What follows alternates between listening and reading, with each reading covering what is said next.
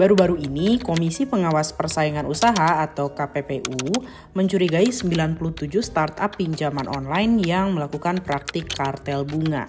Nah teman-teman, jadi ada setidaknya 6 pinjol yang besar yang mungkin kalian pasti tahu itu pinjol apa yang terancam bangkrut karena adanya dugaan ini. Nah tapi sebelumnya kita bahas dulu ya apa itu kartel bunga dan apa dampaknya bagi kita. Nah jadi teman-teman, istilah kartel itu nggak cuma buat narkoboy ya, tapi ada juga istilah kartel untuk perdagangan secara umum. Jadi kartel bunga ini terjadi ketika perusahaan-perusahaan sepakat menentukan bunga yang sama. Nah ini tentu saja membuat persaingan yang tidak sehat dan konsumen akan kehilangan kesempatan mendapatkan bunga yang lebih rendah. Dengan kata lain, jadi ada puluhan bahkan ada 97 pinjol yang diduga mempermainkan bunga. Nah, jadi persaingannya itu tidak ketat sehingga kalian itu tidak ada pilihan lain selain pinjam ke platform itu karena ya bunganya sama semua ya, guys ya. Nah, teman-teman, di sini KPPU ya mencurigai 97 startup pinjaman online yang melakukan praktik kartel bunga.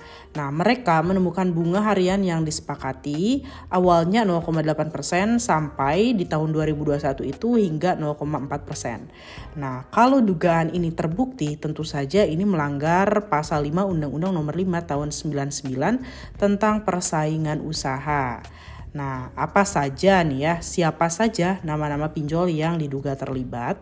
Dari pihak KPPU tidak memberikan daftar 97 pinjol, tapi mereka menyebutkan 6 pinjol teratas ya, 6 pinjol besar ya.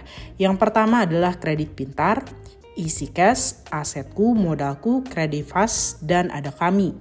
Nah, jadi ini adalah 6 pinjol yang akan terancam bangkrut teman-teman ya kalau misalnya mereka terbukti bahwa mereka itu mempermainkan bunga gitu ya dengan AFPI begitu ya teman-teman ya.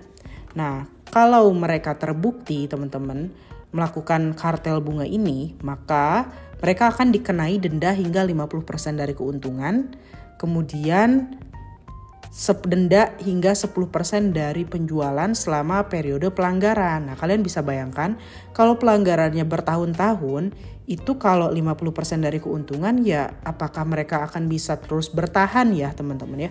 Kan ada ini teman-teman ada terancam bangkrut gitu ya teman-teman ya. Nah jadi hukuman ini diharapkan memberikan efek jera pada pelaku industri sekaligus melindungi konsumen dari praktik curang. Nah tapi sebenarnya bagaimana dampaknya pada kepercayaan masyarakat terhadap pinjaman online? Nah tentu saja sebagai konsumen penting untuk tetap waspada dan pastikan pinjol yang kamu gunakan terdaftar di OJK. Silakan bandingkan bunga dan jauhi pinjol ilegal yang menawarkan bunga tak masuk akal. Meskipun kalau memang ini terbukti, tentu saja meskipun kita pilih-pilih pinjol yang ada di aplikasi Play Store ataupun App Store ya tetap aja nggak beda jauh ya bunganya ya kalau mereka terbukti mempermainkan bunga ya.